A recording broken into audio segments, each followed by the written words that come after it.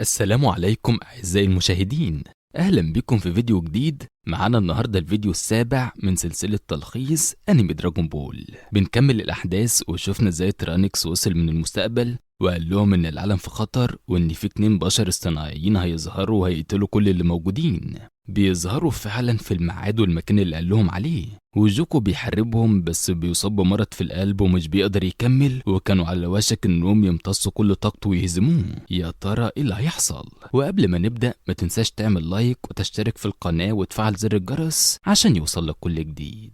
فيجيتا اللي كان مختفي طول الوقت بيظهر وبيبعد رقم 19 عن جوكو. بيقولوا لما بيلاقيه جه بيقوم بعد ما كان بيمثل انه اتهزم عشان يقدر ينقذ جوكو. بعد كده يامشا بياخده للبيت عشان يديله العلاج، والرقم 19 بيلاقي انه هيستفاد من قوة فيجيتا اكتر عشان كده سابه. فيجيتا قال له انا مش طيب زيه وكل المعلومات اللي عندك ملهاش لازمة، وده عشان انا بقيت في مستوى تاني، وقال له جاهز عشان اخليك تترعب من الخوف حتى وانت آلي. بعد كده فجأة بنلاقيه بدأ يتحول وشعره بقى اصفر، وبنعرف ان فيجيتا اتدرب في اماكن صعبة واتصاب كتير لحد ما وصل لمستوى السوبر سياجين، وعرف ان الغضب هو سبيل الوصول للمستوى ده. بعد كده بيهجم على رقم 19 وبينزل فيه ضرب، وفرق القوة بينه بيكون كبير، وبعد كام ضربة بيمسكه وبيرميه في الارض. بينزل عشان يخلص عليه، بس فجأة رقم 19 بيمسكه من ايديه وبيقول له انه مش هيسيبه غير لما يمتص طاقته كلها. فيجيتا قال له انت اللي جبته لنفسك، وضربه برجله في وشه وبدأ يبعده بكل قوته لحد ما ايده اتقطعت، وبكده هو ما بقاش ليه لازمة. رقم 19 بعد ما كان عامل فيها بطل اتقلب فرخة وبقى عايز يهرب بأي طريقة، بس فيجيتا ما سابوش وجه من وراه وفجره. بعد كده بيبص الرقم 20 وبيقول له جاهز، بس التحول بتاعه بيتلغي وبيكون استنزف طاقة كبيرة ضد رقم 19. في الوقت ده رقم 20 عرف ان ما عندوش فرصة في الفوز وهرب بسرعة عشان يستخبى بين الصخور لانهم مش بيقدروا يحسوا بطاقة الآليين. فيجيتا بياخد منهم حبة سينز وطاقته بترجع وبيتحول بسرعة وبيروح وراه. بيقولوا قال ان صعب على شخص واحد يتعامل معاه عشان كده كلهم هيروحوا، واللي هيشوفه يبلغ فيجيتا على طول، وكلهم بيروحوا يدوروا عليه. فيجيتا بيبص في كل مكان مش بيلاقيه، ولما بيتعصب بيطلق هجوم طاقة عشان يدمر المكان كله. بس فجأة رقم 20 بيظهر وبيستقبل الهجوم وبيمتص كله، وقوته وسرعته بيزيدوا وبيقدر يهرب ويستخبى مرة تانية. بيراقب الوضع وبيعرف مكان كل واحد وبيخطط عشان يمتص قوة كل واحد لوحده. بيلاقي بيكله لوحده ومفيش حد قريب منه، بيهجم عليه وبيكتفه وبيبدأ يمتص طاقته. بيكله بيقدر يتواصل مع جوهان وبيقول له على مكانه وبيروح عنده وبينقذه. بعدين كلهم بيوصلوا وبيحاصروه. بيكله قال لهم ان القتال ده بتاعه مش عايز حد يتدخل، وبيقلع هدومه اللي فيها اوزان وبيهجم عليه وبضربة واحدة بيكسر الارض على دماغه. الرقم 20 بيتصدم من قوته بسبب المعلومات اللي عنده بتقول غير كده، وانه المفروض يبقى اقوى منهم. في نفس الوقت ده ترانكس بيرجع مرة تانية وبيروح للجزيرة اللي قال لهم عليها، وبيلاقي انها اتدمرت وبيفتكر انه وصل متأخر وكلهم ماتوا، بس بيشوف اثار المعركة في مكان تاني وبيروح هناك وبيتصدم من اللي شافه. في الوقت ده بيكون نازل ضرب في رقم 20 وبيقدر يقطع له ايده وبيكون على وشك انه يهزمه. ترانكس بيوصل وبيكون مصدوم وبيقول لهم مين اللي انتوا بتحاربوا معاهم دول، وبيقول انهم مختلفين عن اللي هو يعرفهم وكمان اضعف منهم بكتير. الرقم 20 بيقول انه لازم يرجع المختبر باي طريقة، وبيستغل ان انتباههم مشتت وبيجري بسرعة. بيفضلوا يدوروا عليه، وفي نفس الوقت بولما بتيجي واول ما بيشوفها بيظهر وبيقول لهم ان الرقم 17 و18 هيخلصوا عليكم، وبيدمر المكان وبيقدر يهرب، وهما بينشغلوا في بولما اللي دخلت في الهجوم. ترانكس بينقذ بولما في اخر لحظة هي والطفل ترانكس، وبعدين بيلاقي فيجيتا مش مهتم بيهم ومفيش في دماغه حاجة غير رقم 20 اللي هرب، وبيروح يعاتبه وبيقول له مش دي مراتك وابنك، بس بيسيبه ويمشي ومش بيهتم. فيجيتا مش بيلاقيه، وده بسبب ان الرقم 20 كان بيجري وسط الصخور. بعد كده بيتجمعوا، ترانكس بيقول لهم ان مش دول الآليين اللي يعرفهم وبيوصفهم. رقم 17 شاب قوي وشعره اسود لابس حاجة حمراء على رقبته، ورقم 18 بنت شعرها اصفر ولابسه زيه كده. بدأ يحذرهم وقال ان طاقتهم مش بتخلص وبتتجدد دايما، لو قابلناهم دلوقتي من غير ما جوكو يكون معانا هنعاني كتير. بولما قالت لهم ان الرقم 20 ده يبقى الدكتور جيرو نفسه، وقالت لهم على مكان المختبر بتاعه، وفيجيتا مش بيسمع اي حاجه من اللي ترانكس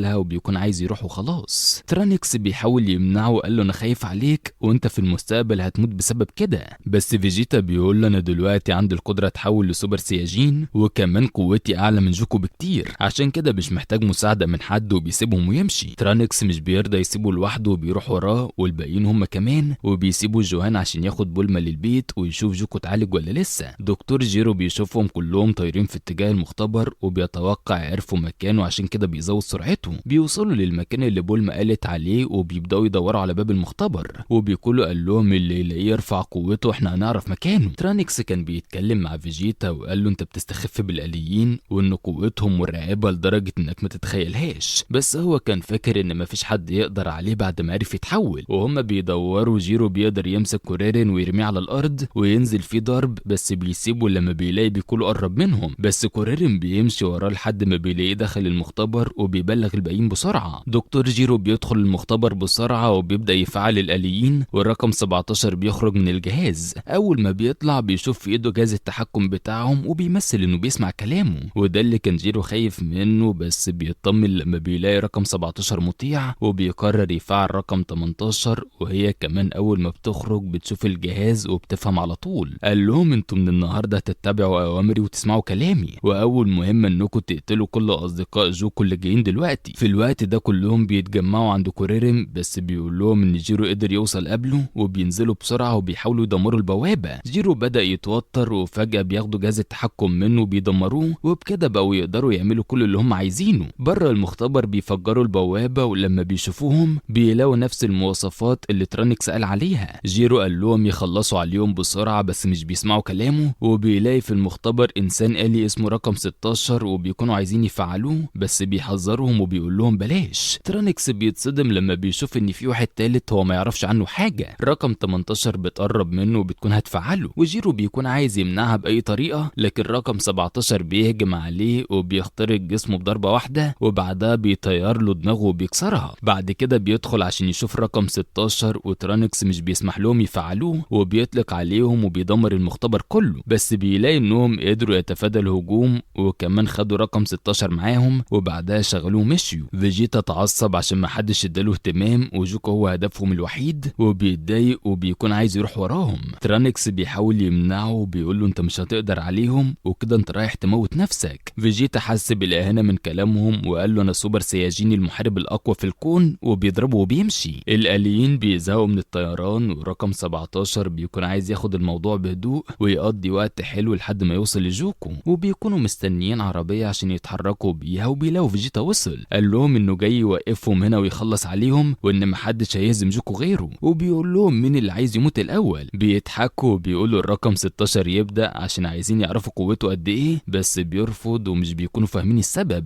رقم 18 بتقول له انا هلعب معاك شويه والمعركه بينهم هتبدا. بيهجموا على بعض وفيجيتا بيقدر يمسكها ويرميها على الصخره، وبعدها بيقرب منها وبيضربها في وشها. رقم 17 بيقول ان البيانات اللي معاهم بتقول ان فيجيتا اضعف من كده، بس عادي مفيش مشكله. فيجيتا بيستعد عشان يطلق عليها، بس بتقدر تتفادى الهجوم بسرعتها وبترجع تقف قدامه. قال لها احسن لك تستخدمي كل قوتك عشان ما تندميش بعد كده. قالت له انت اللي هتندم، وفي لحظه اتحركت بسرعه وقدرت تديله بالدماغ، ومن الضربه دي فيجيتا بدا ينزف. هجم عليها تاني وضربها في بطنها، لكنها قدرت ترد الهجوم في نفس اللحظه وهو اللي اتصاب، وبعدها لزقته في الحيطه. في نفس الوقت الباقيين بيوصلوا، والرقم 17 بيقول لهم لو حد فيكم اتدخل انا كمان هنضم للمعركه. كلهم بيقفوا ساكتين، وفيجيتا بيقول ان دي معركته لوحده. بيهجم عليها والمره دي بيقدر يضربها وبيطلق عليها هجوم قوي. رقم 18 مش بيجرى لها حاجه غير ان هدومها بتتقطع، وبيكملوا تاني، بس بعد شويه فيجيتا بدا يتعب وقدره تحمله بتقل. رقم 18 سيطرت عليه وبتقدر انها تكسر له دراعه، وفيجيتا بيصرخ جامد، وترانيكس مش بيستحمل اللي بيحصل لابوه بيتدخل. بيهجم عليها بالسيف، بس السيف اللي بيتكسر، ورقم 17 بيجي من وراه وبيضربه يخليه يقع في مكانه. بعد كده بيكونوا تشينهان بيحاولوا يعملوا حاجه بس بيهزمهم هما الاتنين، وفيجيتا بيكون عايز يقوم، بس رقم 18 بتمسكه من رجله وبترميه على ترانيكس، واللي بيفقد الوعي بسبب الضربه دي. كوريرين كان خايف، والرقم 16 ما كانش مهتم بالقتال وبيلعب مع العصافير، والاتنين ما اتحركوش من مكانهم. بيقولوا بيقوم تاني، بس رقم 17 بينيمه على الارض بضربه واحده. بعد كده رقم 18 بتكمل ضرب فيجيتا لحد ما التحول بتاعه بيتلغي وبيسيبوهم كلهم مرميين جنب بعض. بيروحوا عند كوريرين والرقم 17 بيقول له ان كلهم عايشين ويروح يديلهم السينزو بسرعه قبل ما يموتوا. كوريرين بيروح وراهم وبيسالهم عن سبب اللي بيعملوه، وان جيرو هو اللي كان بيكره جوكو خلاص مات، بس بيقولوا له انهم مصنوعين عشان يقتلوا جوكو وانهم واخدين الموضوع زي لعبه ويستمتعوا بوقتهم لحد ما يلاقوه. الرقم 18 بتلاقي كوريرين كيوت وبتقرب منه وبتبوسه وبعدها بيمشوا. كوريرين بيرجع لهم وبيدي كل واحد حبه سينزو، ولما بيقوموا بيقول لهم انهم سابوكوا عايشين وكمان كان عندهم معلومات عن السينزو. كلهم بيتعصبوا فاكرين انهم سابوهم عشان بيعاملوهم زي الضعفاء اللي ملهمش لازمه حتى وهم عايشين. فيجيتا مش بيستحمل الاهانه اللي اتعرض لها وبيمشي، وترانيكس كان عايز يروح وراه بس بيكونوا بيمنعه وبيقول له يسيبه لوحده لانه مصدوم بعد ما اتعرض لهزيمه زي كده. بعد كده بيكونوا بيتعصب عليهم وبيسيبهم ويمشي. كوريرين قال انه هيروح لكامي عشان يندمج معاه وقوته تزيد اكتر وانه هيبقى سوبر ناميك. بعد كده بيتفقوا انهم هيروحوا بيت جوكو وينقلوه عند بيت روشي لحد ما يتعالج ويواجه الاليين. وفي وقت ما هم رايحين هناك بيكونوا بيوصل عند كامي وبنعرف ان الاتنين مش بيطيقوا بعض بسبب ان بيكونوا افكاره كانت شريره وكامي كان العكس. بيكونوا قال له ان ده الوقت المناسب عشان نتحد وان مفيش خطر اكبر من كده على الارض، بس كامي رفض وقال له انه بيراقب وعارف كل حاجه ولسه مش متاكد ان الثلاثه الاليين بيشكلوا خطر حقيقي بدليل انهم سابوكوا عايشين بعد ما انتوا اللي بداتوا المعركه. قال له انه هيراقبهم لحد ما يتاكد انهم زي ما ترانيكس قال وفي الوقت ده يبقوا اتحدوا. بيكونوا بيفضل قاعد معاه وقال انا هستنى هنا. الاليين اخيرا بيلاقوا عربيه وبياخدوها والرقم 18 بتكون عايزه هدوم بدل اللي اتقطعت، عشان كده هيروحوا الاول لمحل ملابس. ترانيكس وكوريرين بيوصلوا عند بيت جوكو وقبل ما يدخلوا كوريرين ساله هل الاليين فعلا اشرار زي ما انت قلت؟ قال له ان في احداث كتير اتغيرت زي ان قوتهم زادت واسلوبهم اتغير، والسؤال ده كان بسبب ان كوريرين لسه بيفكر في البوسه اللي خدها. بعد كده بيدخلوا بيلاقوا ان جوكو بدا يخف والوجع اللي عنده راح ومش فاضل بس غير انه يفوق، وبيجهزوا نفسهم عشان يروحوا يستخبوا عند المدرب روشي. في نفس الوقت فيجيتا راح مكان يتدرب لوحده عشان يرجع ينتقم. بولما كمان جالها تليفون من شخص بخبر غريب جدا، وهم في الطريق بيقعدوا يفكروا في حل، وترانيكس بيقول لهم انه عنده فكره وهي انه ممكن يرجع بالزمن ويدمر المختبر قبل ما يخرجوا، بس ممكن يسبب تغيرات كتيره وعشان كده مش هيعملوها. بعد كده بيتصلوا على بولما وبتقول لهم على المكالمه اللي جات لها وان في اشخاص من قريه بعيده شافوا مركبه غريبه عليها نفس العلامه بتاعت شركتهم، ولما بعدوا صورتها لقيت انها نفس آلة الزمن اللي ترانيكس جيبيها، بس ترانيكس بيقولوا انهم ما صنعوش غير آلة واحده بس في المستقبل واللي هي معاه دلوقتي. بعد كده بتبعت لهم الصوره وبتقول لهم على مكانها، وترانيكس وجوهان بيروحوا يشوفوها وبيلاقوها في نفس المكان بس بيبان ان بقالها فتره ما اتحركتش. بولما بتوصل هي كمان وترانيكس بيطلع الآلة بتاعته وبيلاقوا انها زيها بالظبط ومش عارفين ازاي وصلت هنا. بعد كده بيدخلوا جواها وبيلاقوا حاجه غريبه وبولما بتقول لهم ان دي كانت بيضه وفقست. ترانيكس بيشوف البيانات اللي فيها وبيتفاجئ لما بيعرف انها موجوده بقالها 4 سنين، يعني قبل ما هو يجي بسنه، وبيكتشف ان هو ده سبب التغير في الاحداث. في الوقت ده الكامي كان مصدوم وبيقول ان في كائن حي عايش على الارض دلوقتي وقوته اكبر من الاليين بكتير وهو ده اللي خرج من آلة الزمن. بعد كده بيقول لي بيقولوا ان بعد فتره هيحصل خطر على الارض هيكون اكبر من اي حاجه حصلت قبل كده، وبيقول ان ده الوقت عشان يتحدوا بس مش عشان يهزموا الاليين انما الحاجه تانية. في الوقت ده جوهان بيمشي في المكان شويه وبيشوف كائن غريب، ولما بينادي عليهم بيعرفوا انها قشره ولسه طريه وكده في كائن حي خرج منها قريب،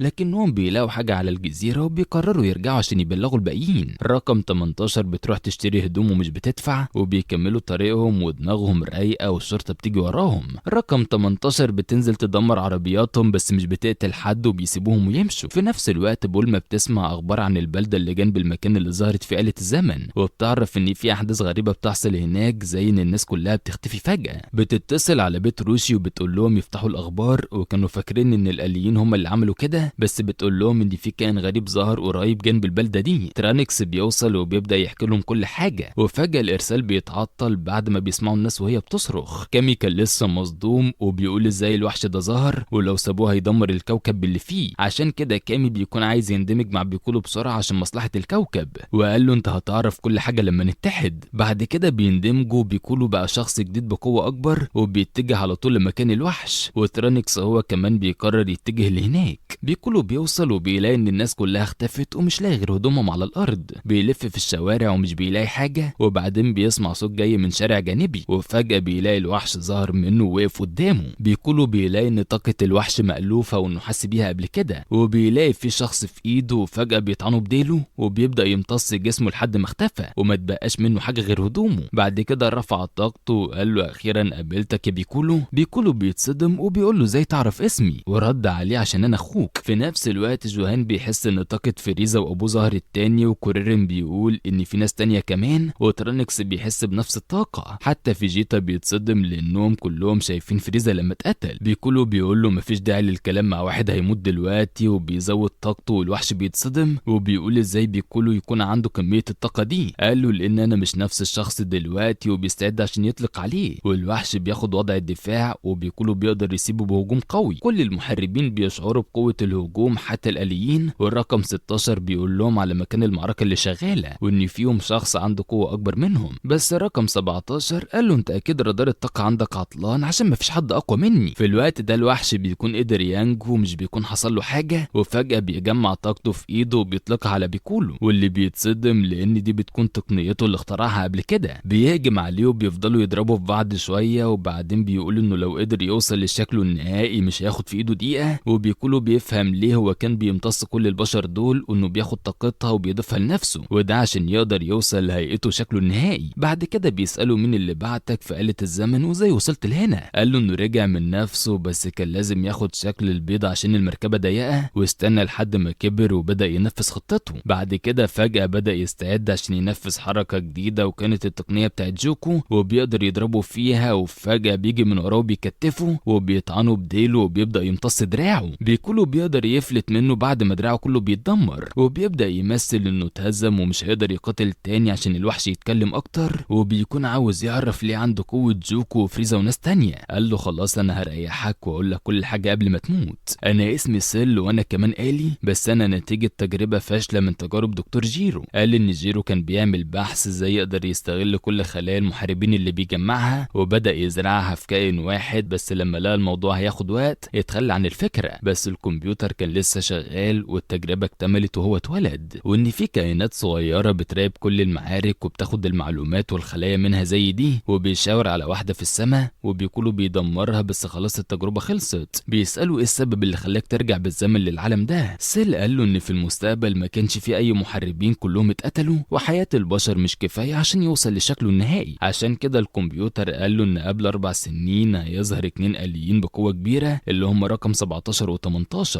ولو قدرت تمتصهم هتوصل للشكل النهائي بسهولة. عشان كده رجع وبيدور عليهم. بيكولو بيعرف كل حاجة وبيقول ان مفيش سبب انه يكمل تمثيل، وفجأة بيخلع دراعه وبيجددها مرة تانية، وقال له انا لو خلصت عليك دلوقتي كل خططك هتتدمر ومش هتشكل خطر تاني. في الوقت ده ترانكس وكوريرين بيوصلوا وبيكولو بيقول لهم على اللي بيحصل. سيل بيكون عارف انه مش هيقدر يهزمهم دلوقتي قبل ما يمتص طاقة الآليين، وفجأة بيطير في الجو وبيستخدم حركة تايوكين وبيعميهم وبيقدر يهرب. بيحاولوا يشعروا بطاقته بس بيلاقوا انه عارف يخفيها، وكان بيجري على رجليه عشان محدش يشوفه. بيوصل للطريق وبيشوف لافتة المدينة قريبة، وبيقولوا انه هيفضل يمتص طاقة البشر لحد ما يكون قادر على الآليين ويمتصهم هما كمان. في نفس الوقت فيجيتا وتشينهان بيوصلوا بيكونوا بيحكي كل حاجة، وان سيل هيبقى اقوى من الآليين بكتير. فيجيتا بيكون مصدوم ومش متخيل ان واحد زي بيكولو بقى عنده قوة اكبر من السوبر سياجين، لا وكمان الآليين اللي اقوى منه اللي بيظهروا واحد ورا التاني، وبيتعصب جدا. سيل بيكون لها اتوبيس مليان بفريق كورة وقال حلوة الوجبة دي وبدأ يمتصهم. بيكولو واللي معاه مش بيكونوا عارفين يعملوا ايه، وبيوصلوا الحل وهو انهم لازم يهزموا رقم 17 و18 قبل ما سيل يوصل لهم، واللي بيكمل طريقه ويقدر يوصل لمدينة جديدة وعلى وشك انه يهجم عليها.